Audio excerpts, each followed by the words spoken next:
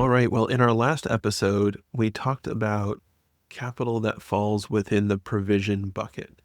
We discussed how we can move capital from shadowed to illuminated through a process called investigation, and then how we can move capital from illuminated to aligned through a process called harmonization. And shadowed, illuminated, and aligned capital all fall within the provision capital bucket. And when we talk about provision capital, we're talking about money that's going to be spent on us and meeting our needs at a future time. Money that we have invested and saved to provide for our own lifestyle.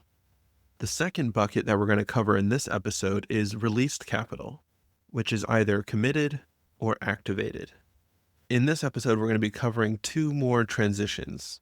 The first transition is release, where money moves from provision capital to the released capital bucket. And the second transition is activation, where our money moves from being committed to activated. So let's start by talking through release. The process of release is a really important transition, and I think it comes to the heart of whose money are we stewarding? Is it ours that we are giving to God, or does it all belong to God in the first place? When we really embrace the idea that everything we steward belongs to God, then we're able to more clearly see there are some needs for ourselves and our families that we will need to cover, but everything else can and should be used to expand God's kingdom. The process of release is formally separating these two categories so that we have some clarity about the purpose and intention for the dollars that we have. It can be all too easy to just leave everything in one big bucket and give as opportunities come, to cover our expenses as needs arise, and to have a very kind of murky idea of what's actually happening in between. When we actually have some clear separation, then we're able to appropriately cover our own needs, including our needs in the future through saving or investing, and that actually frees us up to have this other separate bucket for resources that we only intend to use for God's kingdom. Just like the transitions we covered in our last episode, there are certainly some barriers to the release process. So, Keelan, what are some of the things that hold us back from moving money from the provision bucket to the released capital bucket? Yeah, great question. Some of these same barriers are things that we have touched on, at least to a degree, back when we covered our fourth dimension allocation, which is deciding how much to give and how much to keep. So you may notice some similar themes as we kind of walk through this process of release.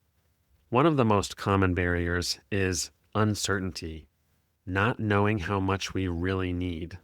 Even when we objectively have far more than we could possibly need, I find that givers often still really struggle with this question, how much do I really need? It's actually a pretty short and straightforward question, but we often make it into a much more complicated picture in our heads. And I actually find that the more you steward, the more resources that are under your control, the more this uncertainty factor plays into consideration, that it becomes even more difficult to really understand how much we really need. The second barrier is scarcity, which is somewhat related to uncertainty, but it's the idea that if I release capital now, I might not have enough later. And this comes from a fear that just because God provided in the past doesn't necessarily mean that he's going to continue providing in the same way in the future. So there's certainly an element of faith to overcoming a scarcity mindset.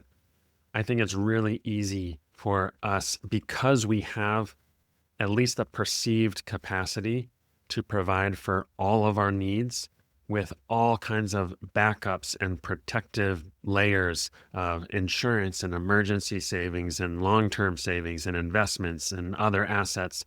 You can have so many layers deep that you essentially eliminate the need for trusting God in your finances. And I think that's where this scarcity mindset comes from. And in my experience, and in the experience of many people that we've been able to talk to, I think once you have this kind of a general mindset, a scarcity mindset, that the number of layers necessary can actually be infinite. It's actually a heart level thing that needs to be wrestled with. It's not a numerical thing that needs to be figured out. There's certainly wisdom to saving and having some backup plans appropriately. But when this comes from primarily a scarcity mindset, then that can be iterated infinitely, that we can idolize the need for safety and security, especially if there has been a long season of need or want in the past where we have felt like there really was not enough and we were really struggling. That can really accentuate this kind of a fear mentality. The third barrier to release is ambition. And this most frequently sounds like, I enjoy growing wealth. I'm good at it. I know how to make a lot of money and grow it over time. Yeah, I think there can actually be a level of identity in that where it's not even so much about what the dollars provide for us in terms of either a lifestyle or a security, but is actually an identity to I am good at multiplying dollars. And if I were to release some of that into the kingdom, then that would take away a piece of my identity. And so I think for some people, that's a very real barrier and challenge that they have to work through in this process of release about giving up control. Now, the fourth barrier is what we call distraction, simply saying, I know I have resources that can be released. I know that I don't need them for my own security or savings or for my own current lifestyle, but I'll do it in the future. I just haven't gotten around to it yet. Often, when it comes to finances, we are just distracted in the day to day, and sometimes decisions, especially bigger decisions, can get pushed off if they aren't immediately necessary. And the final barrier is our own lifestyle. I think oftentimes our own standard of living holds us back from releasing capital. It never quite feels like you have enough. You could always use some more. The idea of even reducing a lifestyle if it's overinflated can feel overwhelming. So these are the 5 most common barriers to release: uncertainty, just not knowing how much we really need; scarcity or a scarcity mindset, a fear that God may not provide and that we'll be stuck on our own; ambition or getting your identity from being able to multiply wealth; distraction, recognizing the importance of release but deferring it to the future; and our lifestyle, amount that we choose to spend on our own wants and needs or those of our family. Now, there are 2 tools which are very powerful for working through all 5 of these barriers simultaneously. Both will probably sound familiar to you if you've been following with us through the rest of these dimensions, and those are a spending finish line and a net worth finish line. Now, we've covered these in great detail in our allocation series. So if you are not familiar with either of these types of finish lines, I encourage you to go back and listen to our finish line episode where we talk through each of these and how you might actually go about setting one. But just as a quick refresher, a spending finish line is simply a personal decision on how much is reasonable for you and your family to spend in a single year or a single month to provide some guardrails on lifestyle spending. Another name we might use for that is a lifestyle finish line. And a net worth finish line is more of an accumulation finish line, drawing a line in the sand to say, if I accumulate more than this amount, I no longer need to save or invest anything beyond that because God has provided everything I could possibly need. Everything else can be released into the kingdom. And the combination of both of these is very powerful for enabling this process or this transition of release in our lives, moving money from this provision bucket where we provide for our own needs into the released bucket where we are earmarked or dedicated this for kingdom use. Now, in a more practical sense, when we have actually released capital and we're ready to put some separation between provision and released capital, what does that actually look like in reality? Well, this can look lots of different ways. I think there's 3 common destinations for released capital, and those would be, on the most simple level, a separate bank account. Some people might call this a giving account. It can literally just be a second checking account at whatever bank that you already use. Money that you put into that account, you are saying, I never intend to use this for any of my own provision. This is going to be used for God's kingdom in one way or another as He leads when the time comes. The second would be a little bit more formal version of that in a donor advised fund. Now, we covered donor advised funds in great detail in our Flow series. If you have not listened to that already, then I highly encourage you to listen to that. A donor advised fund is actually a more permanent form of release because you really can't remove the money from a donor advised fund except by granting it out to ministries or by investing it in some sense, but you can never spend it on personal needs. So it's a more formalized version of this released posture in how we steward our capital. And then the third, which is not going to be a realistic option for everybody, but for some people, a private foundation. And so this is usually reserved for people stewarding a lot of capital that need a little bit more formal structure and likely some ongoing staff for continued management and wise stewardship. But these three categories, just as a simple giving account at your bank, which can likely be just a checking account, or a donor advised fund, or a private foundation, would form some of the common destinations for allowing for this separation between provision and released capital. Now, it's actually possible to release money and decide that it's not available for our own provision, but it still hasn't been activated yet, meaning it's not really doing anything. You can put money into a donor advised fund or into a foundation, and it sits there in cash. It's not really having any impact. And so we would say it's been committed, but not yet activated. And that brings us to our final transition. Yeah, there are frequently reports and headlines about just how much committed capital there is in donor advised funds today that is not having any real kingdom impact, but is sitting on the sidelines waiting to be deployed.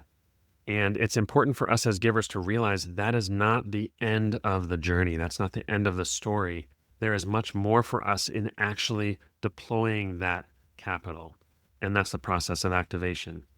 Now, another form of this committed capital could be money in donor advised funds or in foundations that is invested and often invested in shadowed capital. We really don't even know what impact those investments are having. Many foundations keep a benchmark of wanting to grant 5% of their assets per year while investing the other 95% for continued growth. And so that means there is a huge pool of committed capital and a very small portion of activated capital at any given time.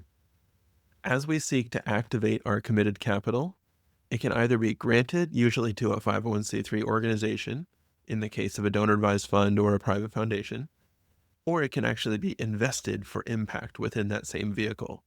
And this process is what we call impact investing. So give us a little bit more description of what impact investing actually is.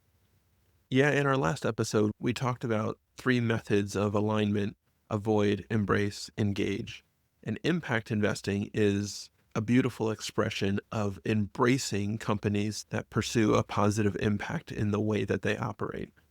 The idea behind impact investing is that you take released capital, usually within a donor advised fund, and instead of granting it to a 501c3, you invest it in a company, usually a private company, which means it's not going to show up on any stock exchange.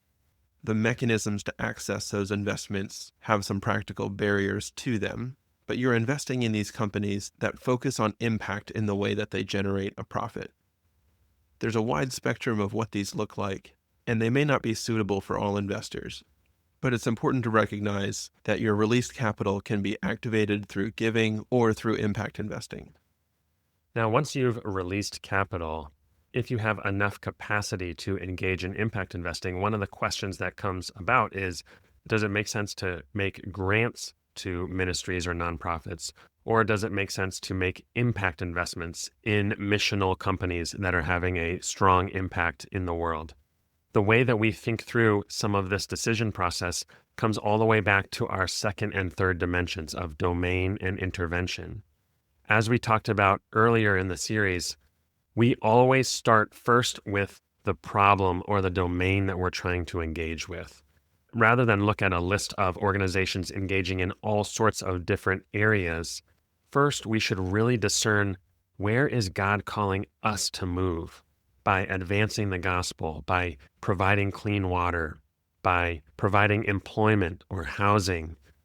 Once we've really honed in the domain that God has called us to, then we should evaluate ministries and impact driven businesses side by side across the same intervention framework that we covered back in our third series.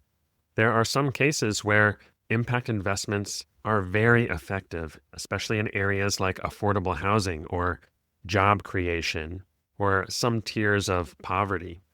In other areas, granting may be much more effective, especially in areas like extreme hunger, clean water, church planting, and evangelism. By understanding the domain that God has called you to first, you can make much better decisions about what kinds of interventions are going to be effective. By walking through this same process, both with our giving and our impact investing, we can align ourselves with the interventions that are going to most effectively help us to engage with the domains that God places on our heart.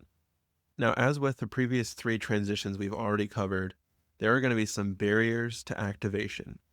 Yeah, the first one that I think comes to mind with resources that have already been released is the barrier of control. Even though I have earmarked this for God's kingdom, I still want to have complete say in how it is used, how it is managed. And that can significantly hold back or delay or change how we actually go about activating it. But if we really believe that everything we steward belongs to God, we should be coming to Him with our released capital in a posture of humility and listening to really understand how He would have us steward this released capital on His behalf. And that's where some of the most beautiful stories come from in terms of how He would have us use it. The second barrier is procrastination, which we're all familiar with, but it most frequently comes from a lack of urgency in getting the money activated and deployed. The reality is, there is a story unfolding all around us, and activating our financial resources is a way that many, if not all of us, can more fully engage directly in that story. The third common barrier is pride.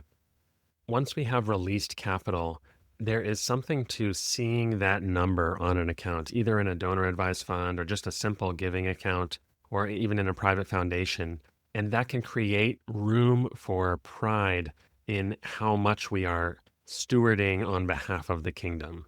I think this can especially be true as the numbers get higher and higher. I think about maybe somebody who sells a business and moves a lot of the proceeds from that sale into a donor advised fund or even into a small foundation. There is a thrill to making that initial gift into the donor advised fund itself and saying, look how much I've been able to release. And the idea of then actually sending it all out can feel like a loss, even though you've already released it from any need for personal gain. It can feel like a loss because of this sense of pride or ownership in how much you are stewarding on behalf of the kingdom. And that can create a real barrier to this process of activation. The fourth barrier to activation is what we'd call perfectionism, and this can arise out of having good intentions but not taking action. We want to see the perfect opportunity with the highest impact. We want it to be efficient and optimized and the right fit for us. And if that process gets drawn out, then we can end up with a desire to do good and nothing to actually show for it. And the final barrier, which is unique to this activation process, is preservation. Often, as givers, we find joy in being able to give and being able to be a part of this incredible story that God is writing around us, and in alleviating suffering that is happening all around the world every day. And out of that, there can come this desire to want to always be able to give.